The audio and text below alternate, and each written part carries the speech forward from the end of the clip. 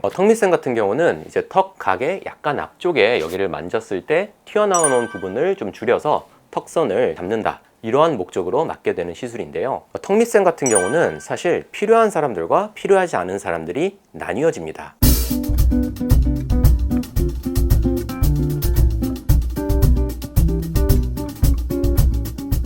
안녕하세요. 청담리트 의원 김재림 원장입니다. 오늘은 침샘 보톡스에 대해서 궁금해하시는 분들이 많아서 어떤 분들이 맞아야 효과가 좋은지 알려드리도록 하겠습니다.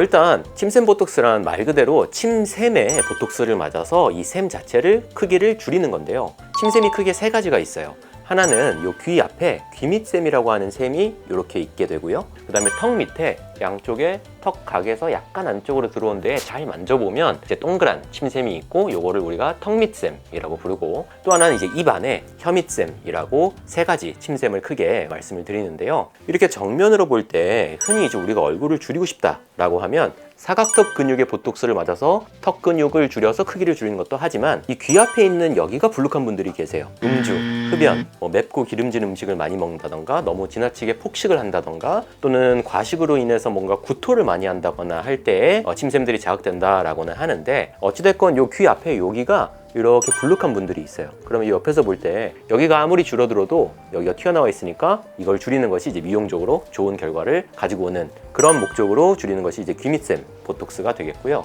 많은 분들이 이제 이중턱이라던가 턱선을 살리기 위해서 턱밑샘을 고민하는 경우가 많은데, 턱밑샘 같은 경우는 이제 턱 각의 약간 앞쪽에 여기를 만졌을 때 튀어나오는 부분을 좀 줄여서 턱선을 잡는다, 이러한 목적으로 맞게 되는 시술인데요. 턱밑샘 같은 경우는 사실 필요한 사람들과 필요하지 않은 사람들이 나뉘어집니다. 요거는 간단하게 집에서도 해보실 수 있는데, 먼저 거울을 보고 혀로 입천장을 이렇게 밀어보면 목 근육이 아래로 이렇게 튀어나오게 되거든요. 이제 턱밑샘이 잘 보이게 되는데, 이걸 제가 한번 해볼게요. 이렇게 돌려서 여기를 보시면 이 부분이 이제 턱밑샘이 되는데, 지금 저처럼 들고 거울을 보면서 혀로 입천장을 밀었을 때 이게 튀어나오는 분이다, 그리고 만졌을 때 설령 살에 가려져 있더라도 그 볼륨이 느껴지고 크다 하면 턱밑샘을 맞으면 도움이 됩니다. 하지만 그렇게 해봤는데 별로 크게 만져지는 것이 없다라고 하면 턱밑샘 보톡스는 생각보다 본인의 이중턱이나 턱선에는 도움이 되지 않을 확률이 높습니다. 그래서 무턱대고 침샘 보톡스를 맞아서 얼굴이 주느냐?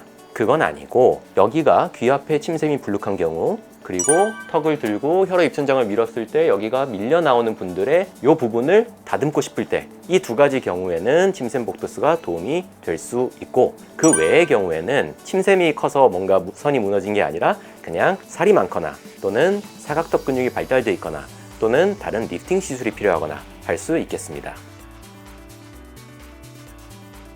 침샘 보톡스 같은 경우는 이 침샘의 크기에 따라서 좀 차이가 있는데, 보통 근육보다는 조금 더 천천히 줄어든다고 느끼는 경우가 많고요. 대략 2-3주 정도 지나고부터, 그리고 한 4주에서 6주 지나갈 때까지 천천히 더 줄어든다고 보시면 되고, 경우에 따라서는 한 번으로 끝나는 게 아니라 약 2달 뒤에 한 번 더 재시술을 통해서 샘 자체를 조금씩 더 줄여나가는 그러한 형태로 많이 시술을 진행합니다.